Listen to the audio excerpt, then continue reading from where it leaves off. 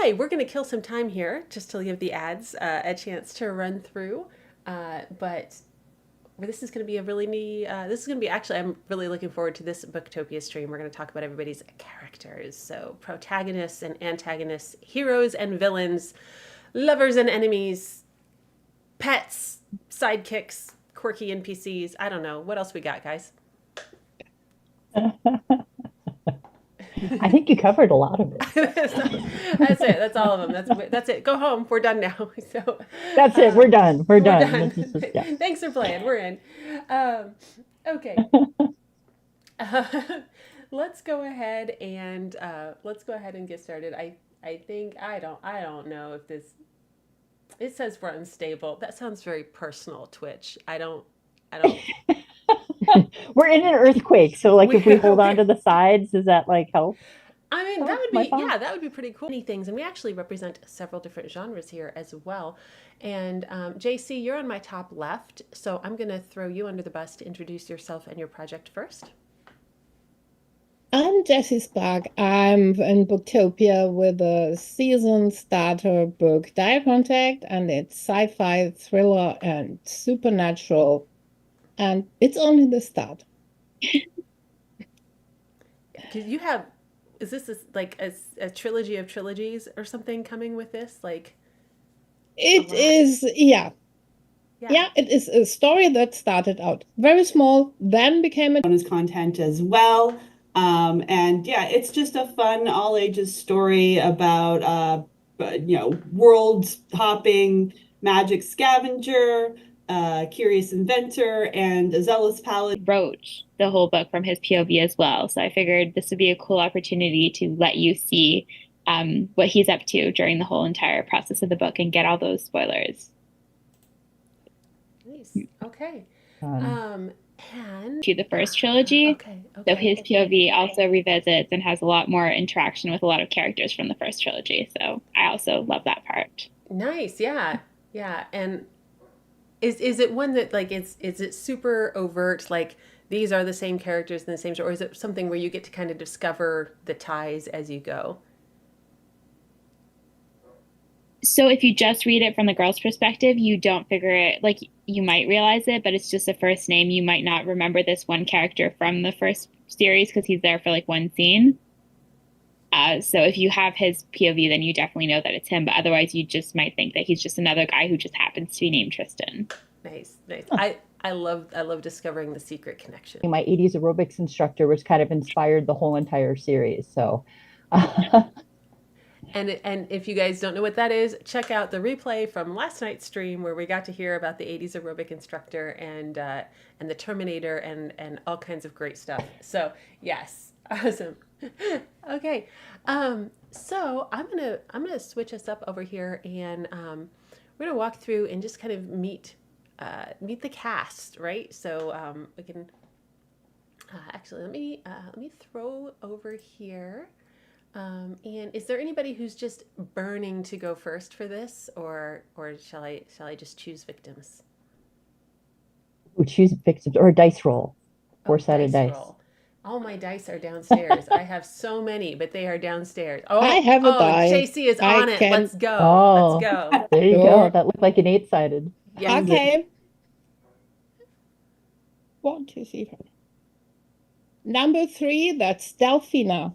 Delphina. All right. So Woo! we're going to stick her in the hot seat. And Awesome. we're going to bring up a whole collection of characters. So Delphina, introduce us. Yeah, absolutely. So, like I said, I make a world hopping adventure comic. I'm a little different than some of the authors that are being pictured in Booktopia because I actually do all the art and writing myself. And one of the interesting things about that is that I actually, my readers do know my characters, and I get a lot of feedback, and it's really fun and learning what people's favorites are. So we'll start with a steer. A steer is that winged gentleman over there with the magical swirly things going around him.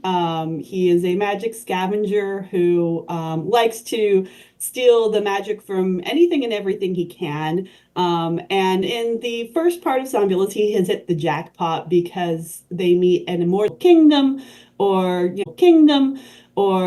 more urban metropolis.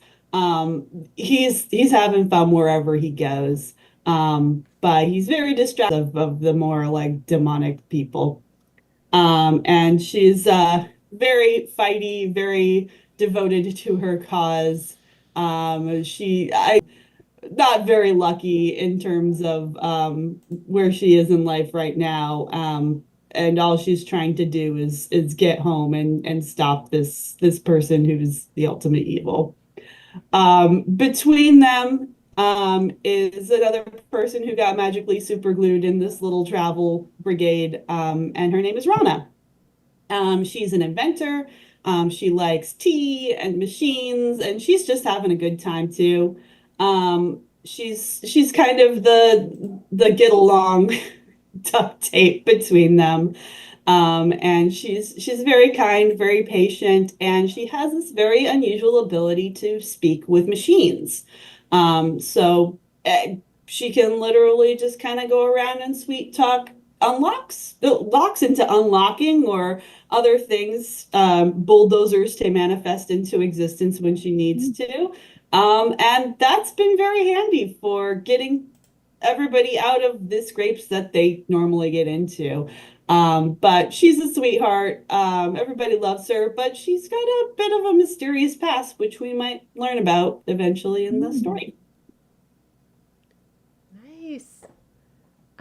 This sounds great. Sorry, I'm now we're stuck here. We can't go home. There we go. Okay. This sounds great. I love the world building here, and yeah. Also, sorry, I'm just gonna come out and say it. People who can write and do art hate you. Yes, like in the most respectful Don't way. hate, just very Yes. envious. Yeah. No. It's absolutely it's a deep-seated jealousy that comes out as aggression. Like I'm very open about that. So Oh, yeah. it's fantastic. Like I just imagine things. I'm like, I could draw that. I could draw that happening. So I good. do. Yes. That's not my skill set, thanks. But I absolutely that sounds really awesome. So this has been running a long time where we're just bringing out the first two books with this particular project, right? Yeah, so I started it online in 2010. My readers helped me kickstart the first three books over on Kickstarter.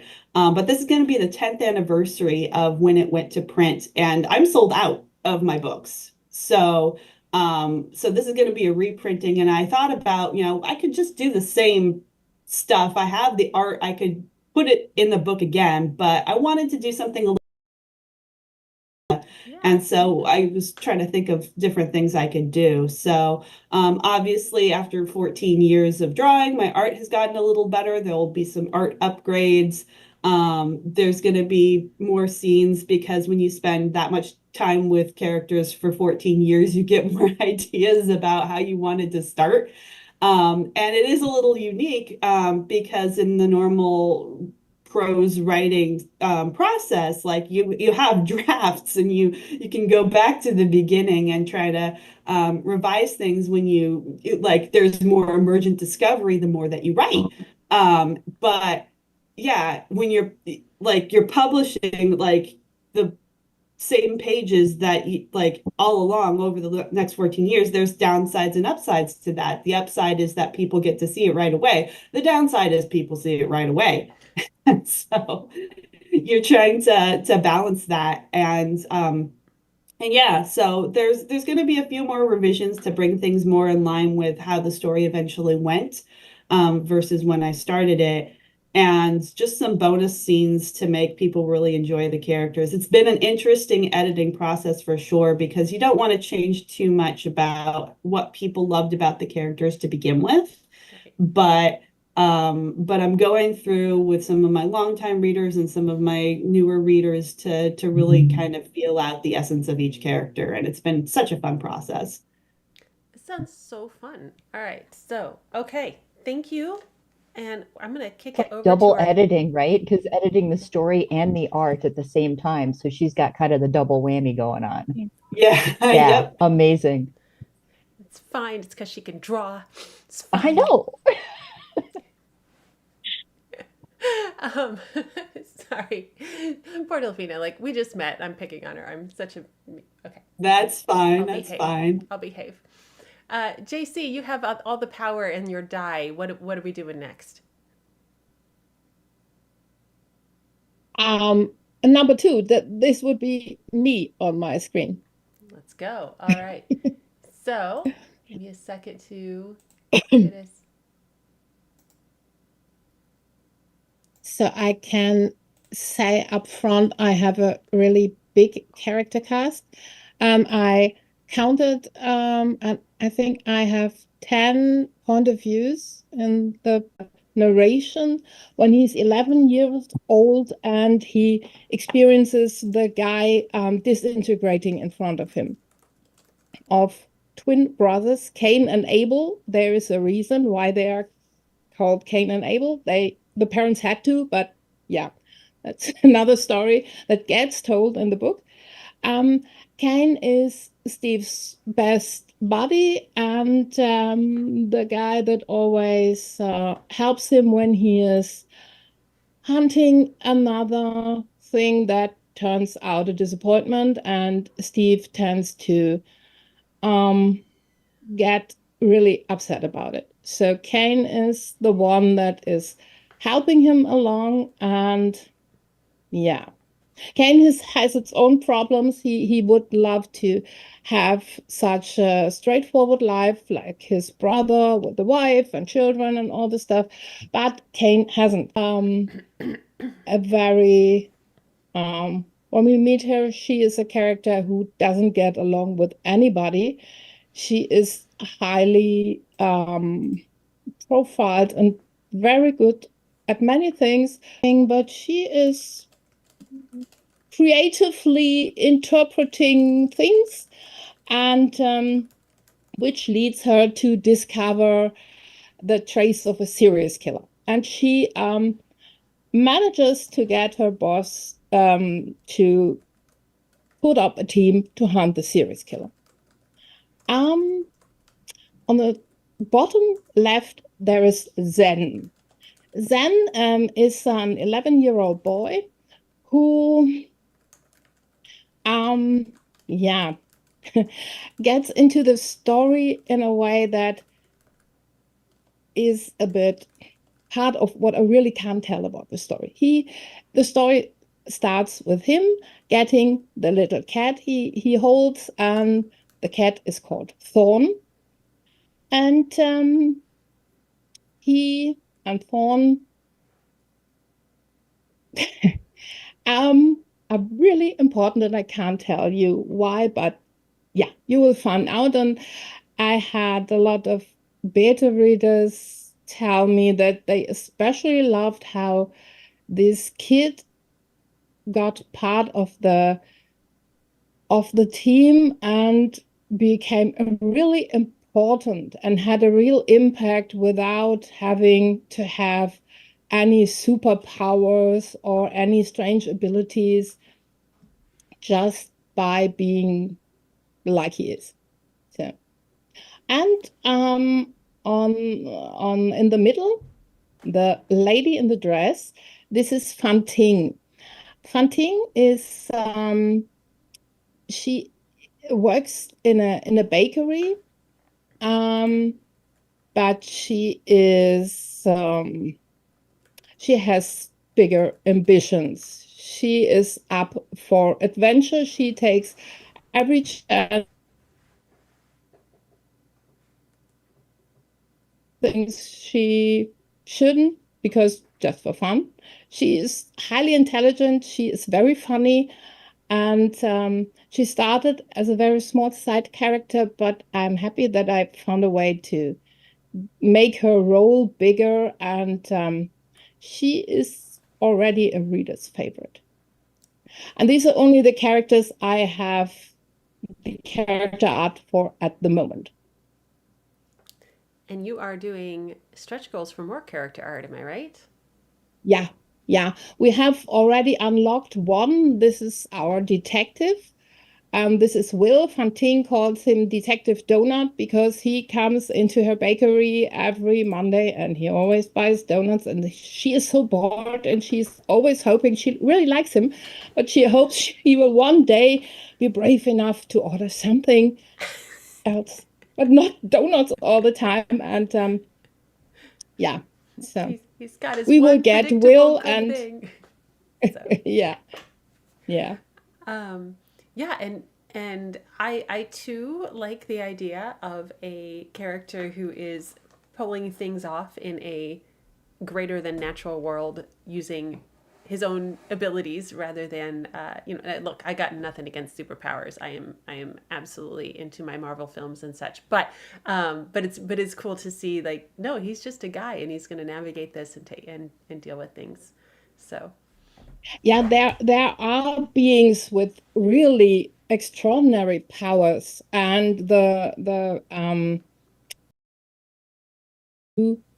normal people deal with it, being confronted with a being with godlike powers that has no idea what it does. So yeah, all right, and then of course the cat must have a cat character. Very good. Yes. yeah, the cat is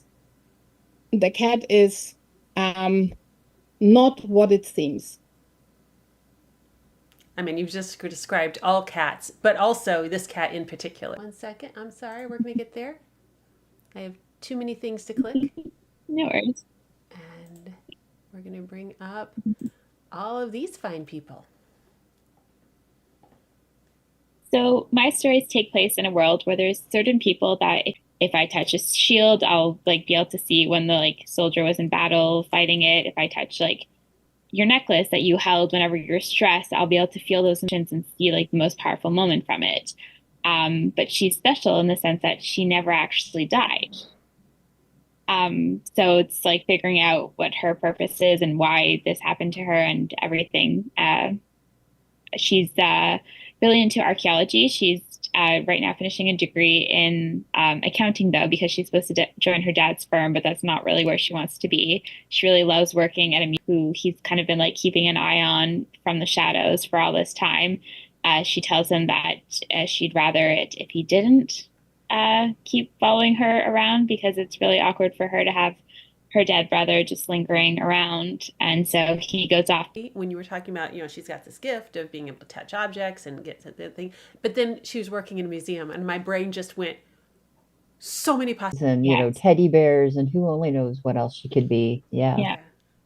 So, Yeah. sorry, we're gonna just, I'm rabbit trailing because, well, I want to. Should have one? Yeah. Well, it depends. If that so at one of her training sessions, the girl specifically buys like a new tea set. She's like, I didn't want you to have to like touch one of my old mugs because when you're stressed or emotional, often you'll hold a mug and you'll put a lot of energy into it. So the girl's like, I specifically bought this new extra details and for the inspiration. And she is actually on there with the little ponytail and the white geometric dress. But the main character and the silver lady, her name is Ravine, and can actually take out, mechanical things. Society where they're established. And there's some things that she brings into the future book, wrong place at the wrong time, and everybody thinks that she died because of the engine exhaust. And that made Ravine go a little cuckoo. Done 4 so far. Sorry, I'm like, woo, when New Jersey came out. You are also going with more stretch goals for more character art. Is that right? I don't even know what to do with people. Yeah. That's a fun. Let's talk about this later. Okay, no. And Delphina could do all the art because she's talented. Right. Oh no, Yes. I'm getting to the talented role. Saved. So he is he runs for a good cause, but also for nothing. But he meets up with a sorceress highway woman that is Elizabeth that you see there behind him. So she is it's happening here, and he's happening here, and he's so there we are. So It's awesome. that's what he's there for. So there we are. So anyway, that's it. It's Caven's country for very good reasons. She actually is going to save thousands of lives. Their picture, but I have saved the stick figures to show people where it came from. They believe it. The art. Delphina, what's your collab partner and project? They've got a like the magic amulet. So for the cross collab, I partner with AK Faulkner and with JS from Blood Ties, who just got the bookmark from AK's project, which is very cool. And I want So close. That's awesome. Okay. That's yeah. I think we've got another stream starting in on the hour. So whatever happy time zone, whatever that is on the hour for you.